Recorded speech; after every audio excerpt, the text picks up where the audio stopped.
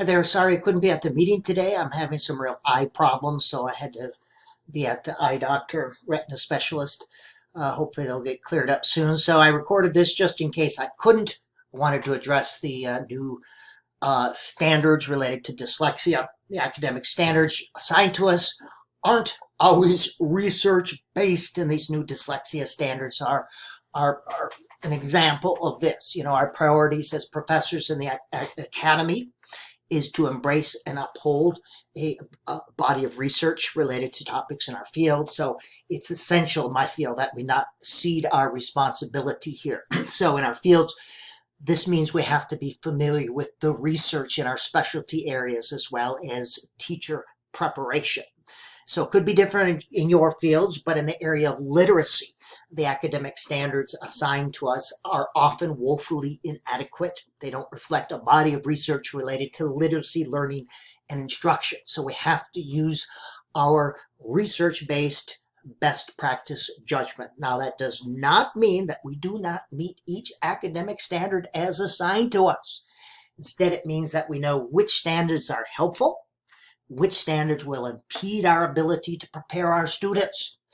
So we have to be pragmatic in how we meet each of the standards, how much and what kind of attention we give to each of these standards. So if you're familiar with the area of dyslexia, and I just happen to be working on this in a chapter in my latest books, I've been immersed in this subject for quite a few weeks now, you know that these Minnesota standards were written by the International Dyslexia Association. So they reflect the political and for-profit influence of the International Dyslexia Association, not a body of research related to struggling readers. This International Dyslexia Association has lobbied several state legislatures to get similar things passed. I've spoken to the Wisconsin State Reading Association and groups over there, and a couple of groups here up in the metro area, and they're all struggling with this. But the IDA, International Dyslexia Association, essentially a front for Orton Gillingham, a for-profit group that charges people lots of money. And their claim to fame is that they are multi-sensory, all right? Well, we call this multimodal instruction. But the thing is, the research base for Orton Gillingham is simply not evident. The International Literacy Association and others will back me up on that point or come to the same conclusion.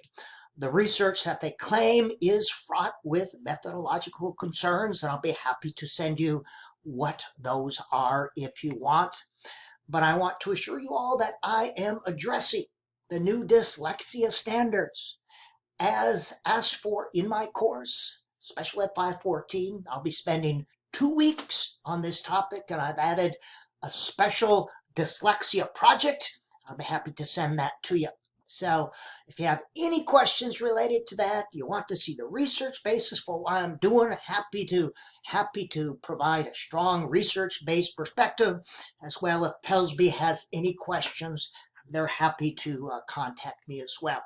The thing to know about academic standards, and I've been doing this for 24 years or so, and in my scholarly work, we understand them not as a curriculum. They are not a curriculum to follow, but they are guideposts. So instead of asking an accrediting agency how they should be interpreted, the standards are wholly written, and it is our job to make sure to make a case for why they are met. So any standards recognized can be interpreted and understood in a variety of ways. So like Holy Writ, it's to be interpreted in a variety of ways. So just wanted to make sure that you understand. Now, it's not possible to address all the standards in any course, but we use our professional judgment, our experience, our expertise, and our research-based perspective to make these sorts of decisions.